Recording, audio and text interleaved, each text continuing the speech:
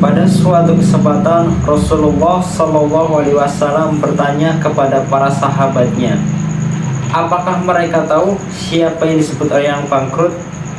Hal ini sebagaimana dikisahkan dalam sebuah hadis yang diriwayatkan oleh Abu Hurairah radhiyallahu anhu sebagai berikut.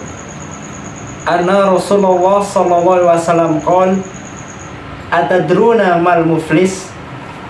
Artinya, sesungguhnya Rasulullah SAW bertanya, tahukah kalian siapakah yang dinamakan orang bangkrut?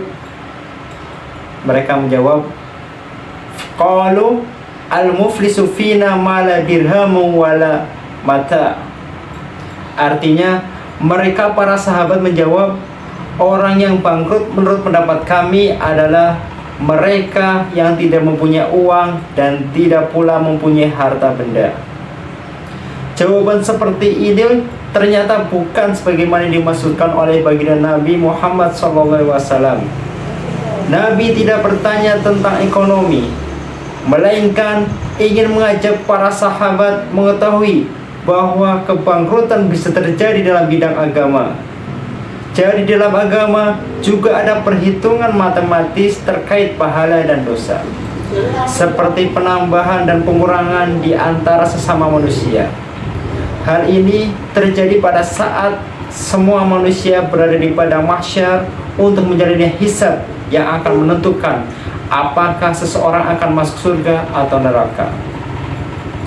Dengan perhitungan seperti itu, dapat diketahui bahwa seseorang akan masuk, termasuk orang yang beruntung atau termasuk orang yang bangkrut di akhirat kelak.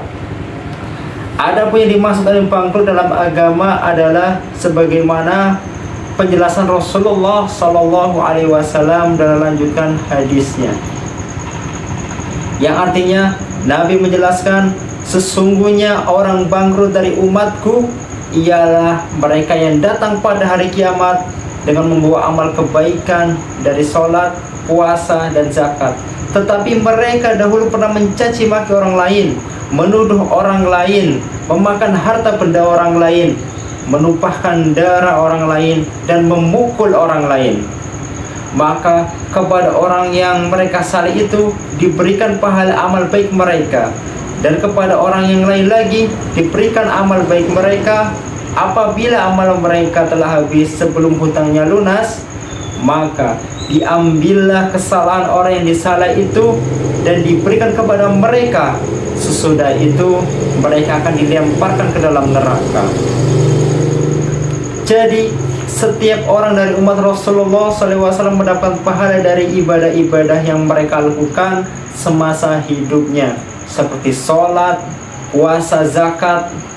Namun pahala-pahala yang didapat dari ibadah wajib itu tidak akan konfrontir atau akan dikonfrontir dengan dosa-dosanya sosialnya akibat berbuat zalim kepada sesama manusia. Apabila besarnya dosa-dosa sosial akibat kezaliman tidak sebanding dengan kesolehan-kesolehan yang dilakukannya, karena banyaknya orang yang dizalimi atau tingginya tingkat kezaliman yang dilakukan orang tersebut, maka dosa-dosa dari orang yang dizalimi akan diberikan kepada orang yang menzalimi hingga mencapai titik yang impas. Apabila tidak mencapai titik yang impas, atau tidak tercapai titik impas tersebut, maka Allah Subhanahu wa Ta'ala akan melempar orang yang menzalimi itu ke neraka. Orang seperti inilah orang yang disebut orang yang bangkrut dalam agama, sebagaimana penjelasan Rasulullah Sallallahu Alaihi Wasallam. Mudah-mudahan kita semua senantiasa diberi kekuatan oleh Allah Subhanahu Wa Taala untuk mampu menjaga lisan, tangan, dan anggota tubuh lainnya agar terhindar dari perbuatan-perbuatan zalim kepada sesama manusia, seperti menyakiti hati orang lain, mencaci maki, memfitnah, dan lain sebagainya. Dan kita semua semoga selamat dari predikat orang-orang yang bangkrut di akhirat kelak. Amin amin ya robbal alamin. Wassalamualaikum warahmatullahi wabarakatuh.